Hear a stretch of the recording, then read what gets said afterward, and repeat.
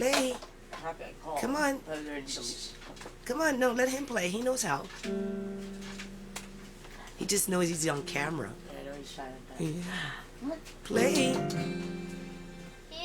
No, I'm Nana's playing. Play. I'm come on. I'll sit here with you, okay? I'll play. Play. Show mommy. Hot. Yep. Push the button.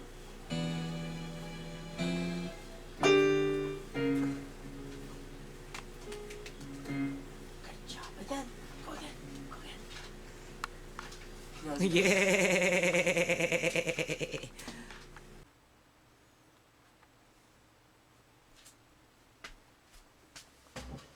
Okay, members and friends, I realize some of you people don't like what I have to say and how I say it because, you know, it hits a nerve, right? You know, people don't like to talk about racism. They don't like to talk about institutional racism.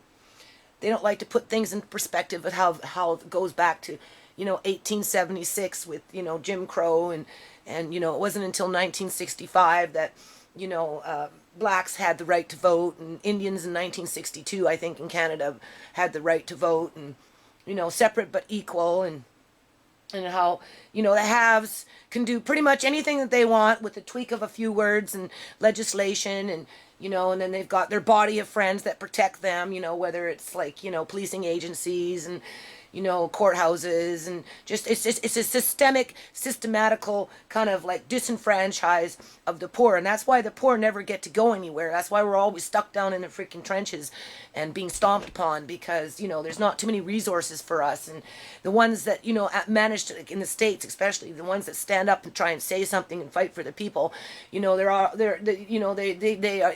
get locked up, or, you know, some of them get murdered, like Martin Luther King, you know, Malcolm X, people like that, and so that they can keep the status quo, right? Well, anyway, I'm finding that right now what's going on, in my opinion, is that, you know, I'm being asked to go back to the courthouse, which, because I was denied legal aid, right? Even though I'm being accused of something, and, you know, when a court on February 7th, right? But they have to build a case against me, even though I'm not being represented, or even on the table for that matter. And it's kind of fishy, because I'm being told to go back to the courthouse, go to duty counsel, which is not really a real lawyer. And my lawyer for my daughter, I spoke to him briefly on the last court date on January 24th because she wasn't there. My whole family was there. And he spoke to us briefly. And he basically said that the ministry was asking for more time because they were building a case against me. Right? Because somehow I enabled my daughter to do the things that she was doing. Now, if you look at the video with, you know, mom's words, right? You'll see pictures of the baby since he's been born, with him playing the piano, you know, eating food, playing with toys, being with his aunties. Not so much my youngest, because her pictures she kept to herself on her own phone, right? So I don't know where those pictures are. But definitely with his oldest auntie that started teaching him how to play piano very young. And that's why he has piano, his own piano, because he likes to take both hands, and he will use both hands. And that is the first sign of somebody being able to play the piano, is you have to be able to coordinate the two hands together. Well, he's quite capable of putting his hands up there and coordinating. He just has to learn now, right? But that's been taken away from him.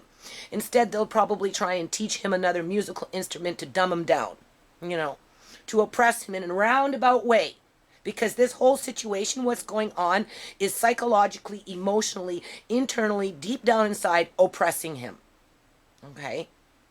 So they'll teach him a new musical instrument so he'll forget the first one that he grew up with, right? So in the interim, though, what they're trying to tell me to do is, because I want to be a, you know, I want to have a voice. My daughter can't speak for herself. She's sick.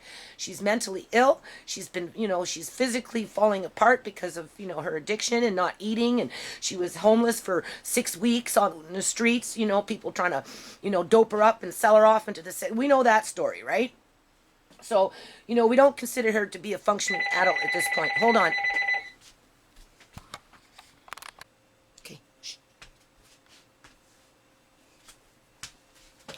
right. So basically, I don't trust the process here. Like literally. I'm being told, through legal aid and lawyers, receptionists, even though I don't have a lawyer, that I need to go back to the courthouse, which, I had a shower and I'm ready to go, right? But I'm petrified.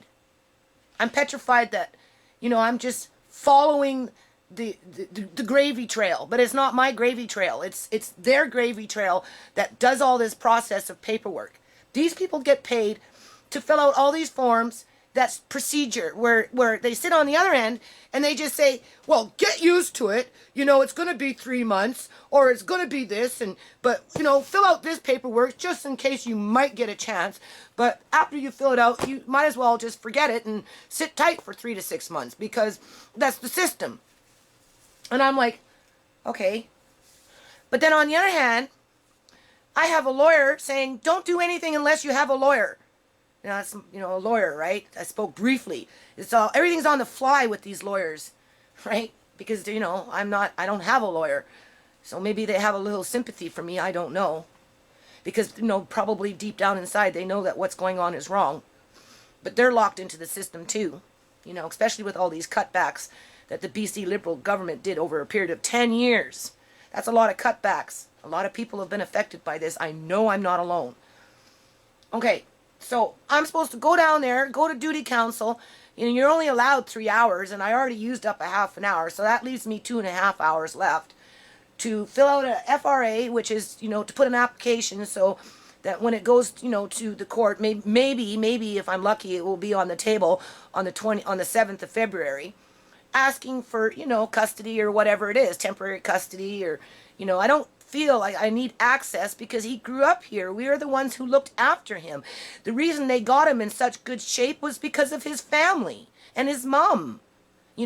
She didn't do it by herself. She had us. We did it together as a family.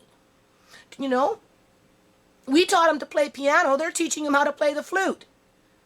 I'd rather piano. He knows how to do both hands. He grew up using both hands. And they're taking that away from him. Well, they got me running around like a chicken without my head on, not trusting the process because no matter what form I put forward, I got the other end telling me, well, get used to it. It's going to be 3 months before it's even decided where to go next. So that buys the social services 3 months to do what they want with my grandchild, to reprogram him. I went to the office yesterday because my 17-year-old is having a nervous breakdown. Literally. She's not going to school. She wants to quit school. She's passing up on all her exams, putting them off until April, right? For her provincials. And we're talking about a student that, was almost coming in on a 4.0 average. And here you got them up in the freaking House legislative assemblies talking about, oh, well, we need qualified workers and we need smart students and, we need to fill in the gap that's coming in with all the baby boomers taking up all the hospital beds, and whatever it is. And, we need educated people. Well, here's your one chance to have somebody that can actually learn quick, absorb the information and move forward and end up in college and be able to cope with that because her brain can do that, and they're sabotaging that. They're making her depressed, wanting to quit school and run away and have a nervous breakdown and become mentally ill for the rest of her life because of this crap. That's not my fault. My responsibility was to ground her and get her in school, keep her there once she got there back because she did a bit of homeschooling. I sent her back when I knew she was able and ready for it. And when she got there, she latched on. The principal, the teachers, everybody couldn't believe how well she was doing. They said, oh, no, she's been out of the system for a while. I said, no, you don't understand. I know my girl. She needs to go into high school now. Principal said, okay, I'll cut you some slack. We'll listen to you, Mom. And he listened to me, and now they're amazed. They're amazed that she's been doing what she's doing, and she got that close to her 4.0 before this all happened. And now it's like, oh, well, she's depressed. Well, maybe she should go talk to a counselor. And I'm like, yeah, okay. Because I had a rocky time with her for a while, with boyfriends and stuff, right? But, back to this court thing. So I'm supposed to go, now I'm ready to go, right? To go to court, to go to duty counsel again. Remember, they told me to go to legal aid. And then I'm supposed to fill out a form for myself try and hook up with a duty counsel so that maybe that person can be with me on that day, assuming that my paperwork gets on the table and is put in front of the judge on that day, which is February 7th. While I know and I have been informed, and this has been verified by my daughter's lawyer, that social services is building a case against me to not have him returned back to me, in case I get lucky and get it on the table and say, Your Honor, today's February 7th. It's been almost a month since he's been gone. He needs to come home today. You need to release him today. They want to argue. No. The problem with Sierra is the mom. Mom did something. I don't know what I did. Like I said, I've been charged. It's already gone to fucking trial. I've been prosecuted. I've been deemed guilty. And now I'm being punished for something that I don't even know what I did.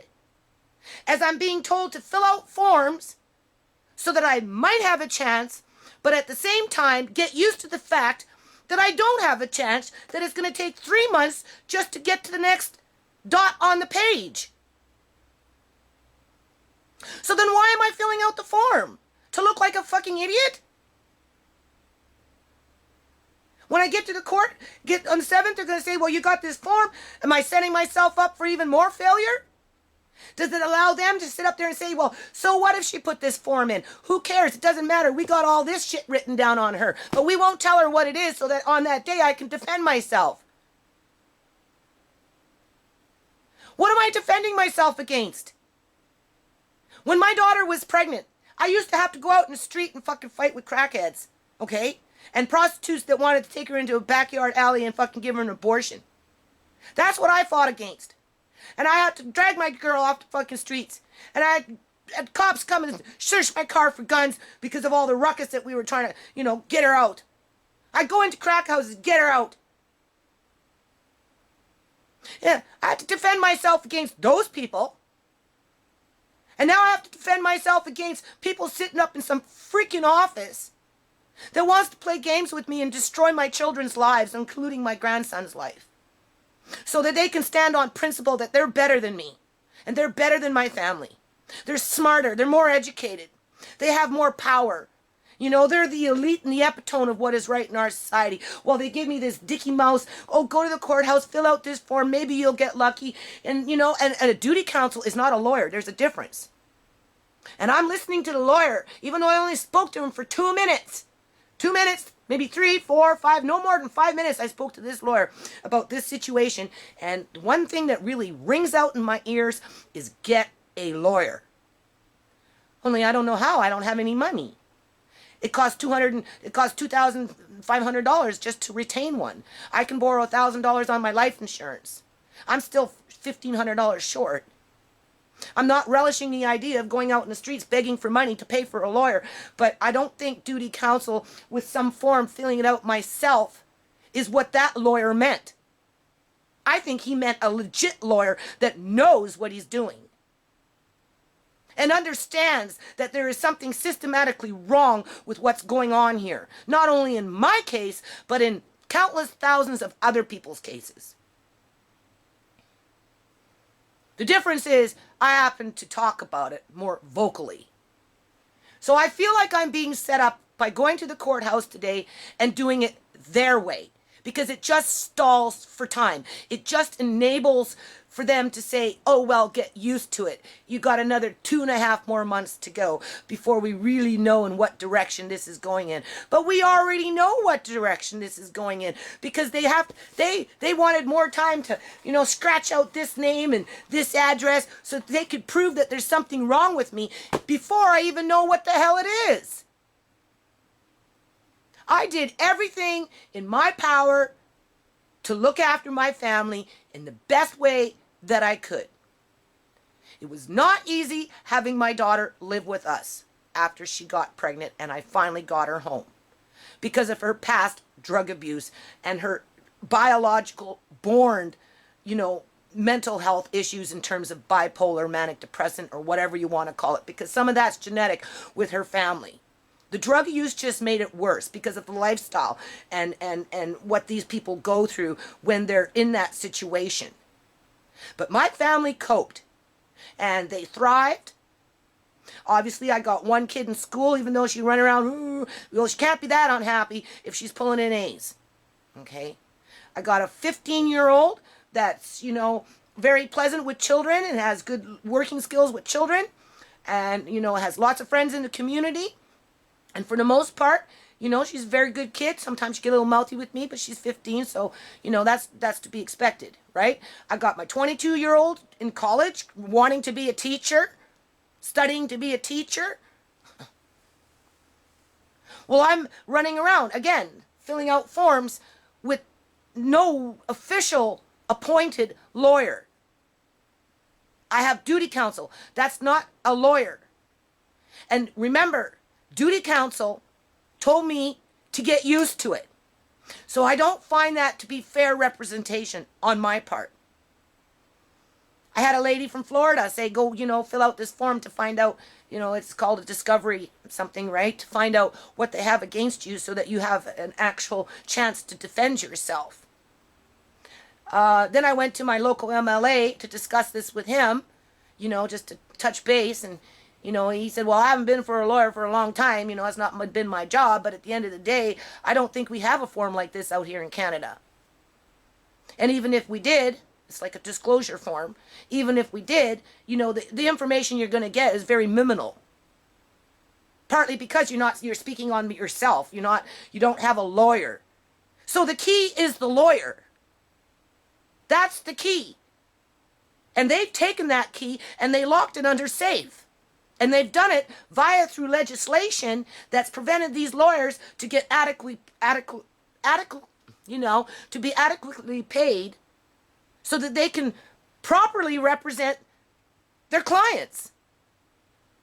So the clients are left running around having to do it for themselves, which in turn just buys time for the social workers to keep doing what they're doing without any repercussions or without having to be held accountable for what they're doing.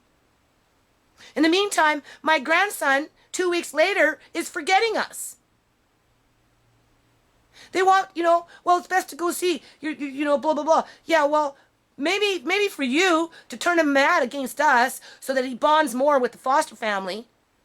He wants to come home with us, but the foster family rips him away. He doesn't understand it's the foster family that's doing it. All he understands is that we're not taking him with us. So he goes home angry, crying for us, can't understand why we're not taking him home where he belongs, so that the foster family can nurture him and replace what they took away from him.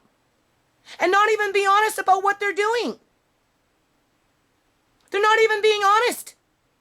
If you leave them, and, with that, children don't have concept of time, well, at the rate that we're going, it's going to be 6 months, 3 months, 4 months. He may start to forget. On the surface, he'll never forget in the middle. You can teach him the flute, but you know what? When he starts playing the piano, that will come from us. But on the surface, he'll start to forget. He won't be so heartbroken because they don't get to use him as a pawn, putting him back and forth to make him cry so that they can hang on to him and nurture him. So he'll bond more with the white family, right?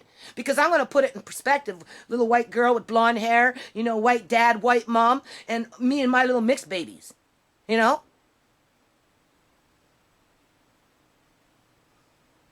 So do I go to court and do it their way, knowing that it's useless anyway? I've already been informed by duty counsel that it's useless. Get used to it. I've been informed by lawyers in the system that are working in the system right now saying, well, it's not so much, surface racism, what's going on here. Although we know that something's going on here. But it's deep down in the bureaucratic fucking bowels of the beast. Okay? You're dealing with the shit that started back in the 1800s that never went away. And that's why people just allow it to continue on because, they don't have the time, the stamina, the money, the courage to stand up against it. But then look what happens. We just become the feeding trough for those that are hungry and need to supplement their incomes based on procedure. Me filling out that form and settling with a duty counsel is just, I'm the trough. I'm the grain in the trough. You know, it just supplements the duty. And don't get me wrong, I'm not just, I'm not trying to say that duty counsel isn't important.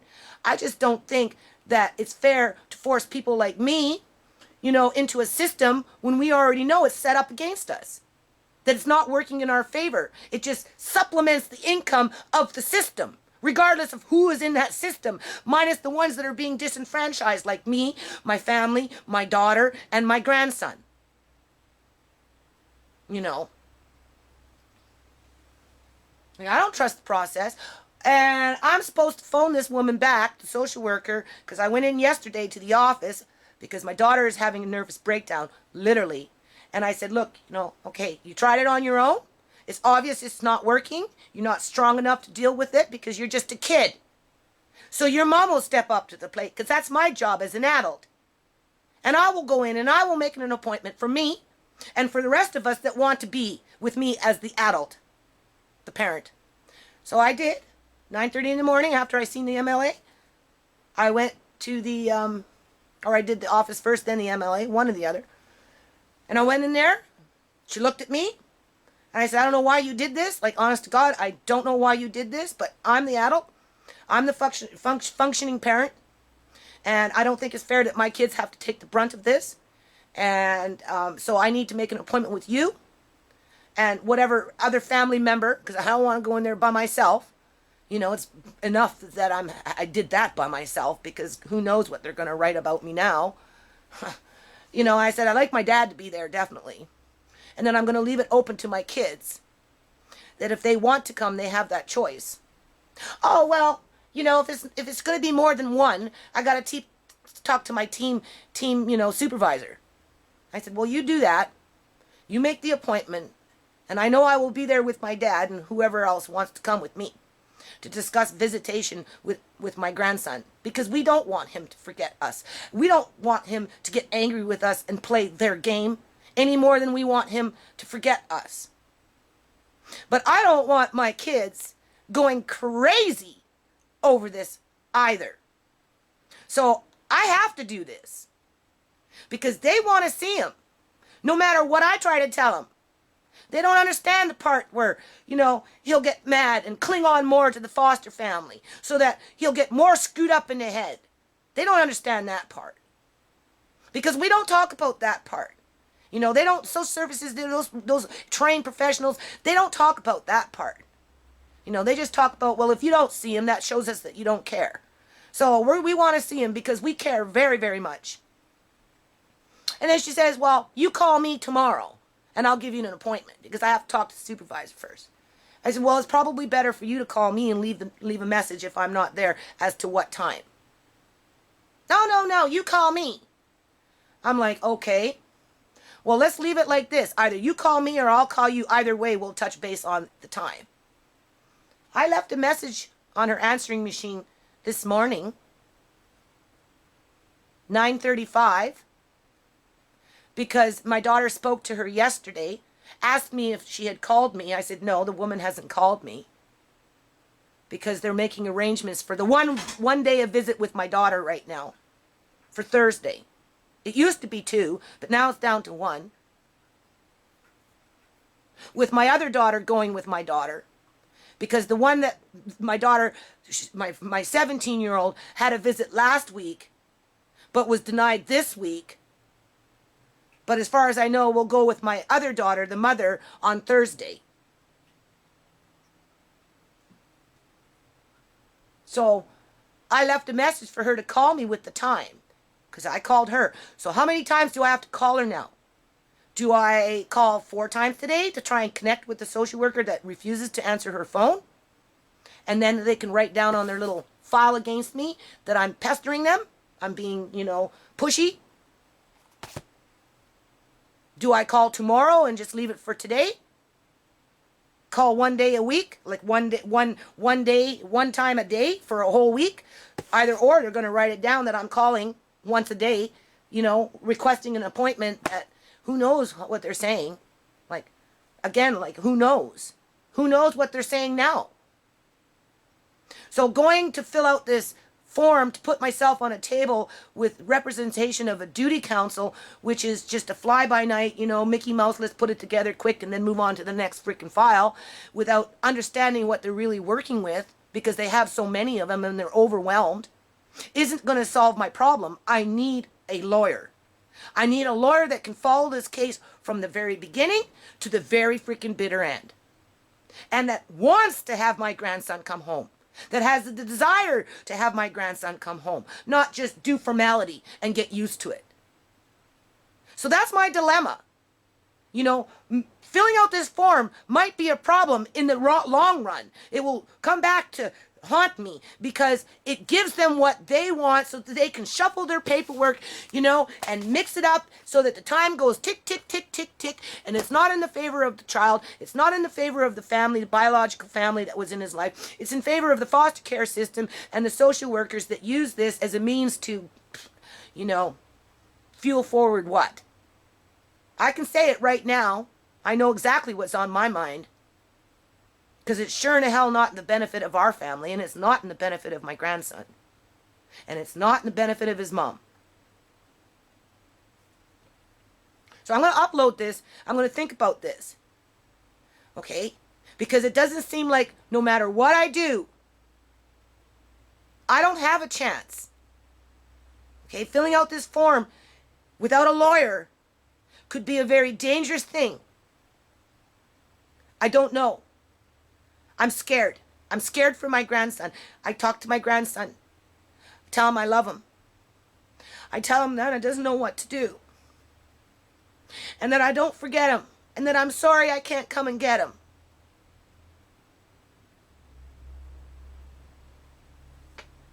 I love my little grandson. Everybody in this house loves Andre. These people don't love him. We do.